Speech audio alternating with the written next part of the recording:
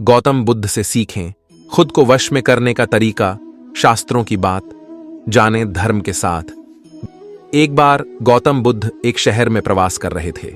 उनके साथ कुछ शिष्य भी थे। एक दिन उनके शिष्य शहर में घूमने के लिए निकले। वे शहर में घूम ही रहे थे कि तभी शहर के कुछ लोगों ने उन्हें अपशब्द कहे। उनके बुरे शब्दों को सुनकर शिष्यों को बहुत बुरा लगा और वे वापस लौट गए।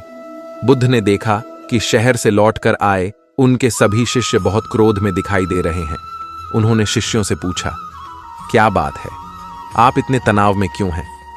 तभी एक शिष्य क्रोध में बोला, हमें यहां से तुरंत चलना चाहिए। जब हम बाहर शहर में घूमने गए थे तो यहां के लोगों ने बिना वजह हमें बहुत बुरा भला कहा। जिस जगह हमारा सम्मान नहीं हो वहां हमें नहीं रहना चाहिए। बुद्ध ने कहा, क्या किसी और जगह तुम अच्छे व्यवहार की अपेक्षा रखते हो? दूसरे शिष्य ने कहा, इस शहर से तो अच्छे लोग ही होंगे। तब गौतम बुद्ध बोले, किसी जगह को सिर्फ इसलिए छोड़ देना ठीक नहीं कि वहां के लोग बुरा व्यवहार करते हैं। हमें तो कुछ ऐसा करना चाहिए कि जिस स्थान पर भी जाएं, उस स्थान को तब तक नहीं छोड़ें जब तक अपनी अच्छाइयों से वहां के लोगों को सुधार न दें।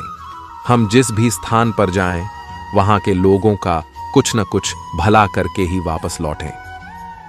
बुद्ध ने कहा, जिस प्रकार युद्ध में बढ़ता हुआ हाथी चारों तरफ के तीर सहते हुए भी आगे बढ़ता जाता है, ठीक उसी तरह उत्तम व्यक्ति भी दूसरों के अपशब्दों को सहते हुए अच्छे कार्य करता रहता है।